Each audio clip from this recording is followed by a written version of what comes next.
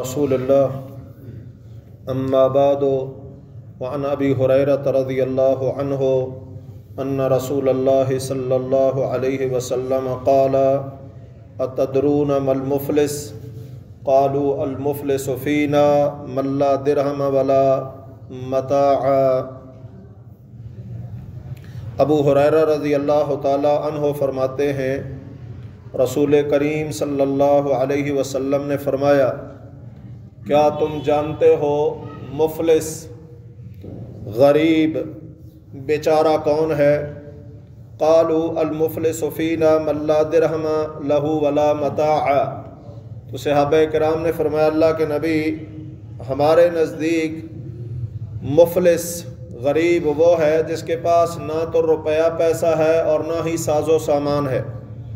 فقال ان المفلس من امتی، تو آپ صلی اللہ علیہ وسلم نے فرمایا، میری امت کا مفلس غریب وہ ہے کہ من یأتی یوم القیامت بصلاۃ وصیام وزکوٰۃ، کہ قیامت کے دن وہ آئے گا نماز لے کر، روزے لے کر، زکوٰۃ لے کر۔ ویاتی قد شتم ھذا، ادھر سے ایک بندہ آئے گا اور وہ کہے گا اس نے مجھے گالی دی تھی۔ وقذف ھذا، اور ایک اور آ کر کہے گا اس نے مجھ پر الزام لگایا تھا۔ وأکل مال ھذا، ایک اور آئے گا وہ کہے گا اللہ اس نے ناحق طریقے سے میرا مال کھایا تھا۔ وسفک دم ھذا، ایک آئے گا وہ کہے گا یا اللہ اس نے تو میرا خون بہایا تھا۔ وضرب ھذا، ایک کہے گا اس نے مجھے مارا تھا۔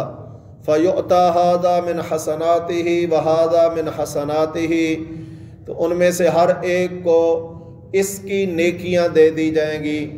فَإِن فَنِعَتْ حَسَنَاتُهُ قَبْلَ أَن يُقْضَى مَا عَلَيْهِ، اور اگر نیکیاں حقداروں کے حقوق پورے ہونے سے پہلے ختم ہو گئیں تو أُخِذَ مِنْ خَطَايَاهُمْ فَطُرِحَتْ عَلَيْهِ، تو ان حقداروں کے یا مظلوموں کے گناہوں کو لے کر اس پر ڈال دیا جائے گا۔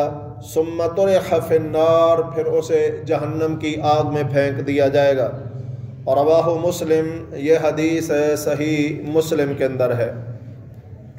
اس حدیث مبارکہ سے ثابت ہوا کہ نیکیاں قیامت کے دن دوسرے لوگ بھی لے جا سکتے ہیں۔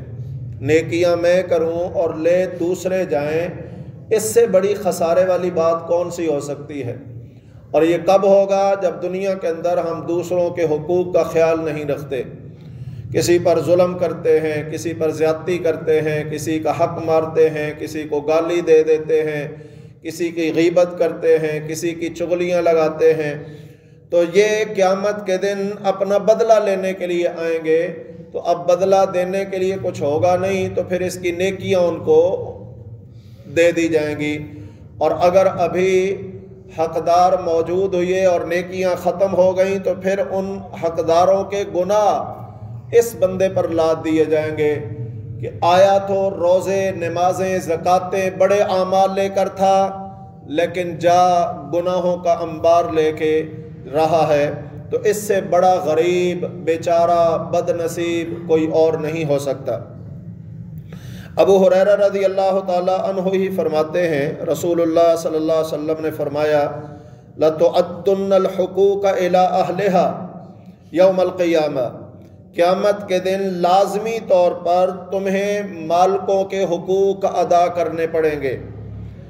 حَتَّى يُقَادَ لِلشَّاةِ الْجَلْحَاءِ مِنَ الشَّاةِ الْقَرْنَاءِ، یہاں تک کہ سینگوں والی بکری نے اگر بغیر سینگوں والی بکری کو مارا تھا تو وہ بھی بدلہ دلوایا جائے گا۔ اور رواہ مسلم، یہ حدیث بھی صحیح مسلم کے اندر ہے۔ تو جب جانوروں کا بدلہ آپس میں لیا دیا جائے گا تو پھر انسان تو اشرف المخلوقات ہے، اس کے بدلوں کا تو اور زیادہ اہتمام کیا جائے گا۔ حدیث میں آتا ہے کہ جانوروں کو قیامت کے دن بدلے دلوائے جائیں گے، اور بدلے دلوانے کے بعد، یعنی جس سینگوں والی بکری نے دنیا کے اندر کسی بغیر سینگ والی بکری کو مارا تھا، کل قیامت کے دن اس بغیر سینگوں والی بکری کو سینگ عطا کیے جائیں گے، اور اس سینگوں والی بکری کو سینگوں سے محروم کر دیا جائے گا اور ان کو بدلہ دلوایا جائے گا۔ اب یہاں سوال پیدا ہوتا ہے کہ پھر ان جانوروں کا کیا بنے گا؟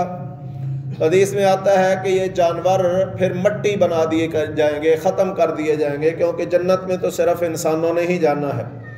تو وہاں جب انسان ان جانوروں کو بدلے کے بعد مٹی ہوتا دیکھے گا تو قرآن مجید میں اللہ سبحانہ و تعالیٰ نے فرمایا وَيَقُولُ الْإِنسَانُ يَا لَيْتَنِي كُنْتُ تُرَابًا، کہ انسان بھی اس دن کہے گا کاش آج میں بھی مٹی ہی ہو جاتا تاکہ مجھے سزا نہ بھگتنا پڑتی۔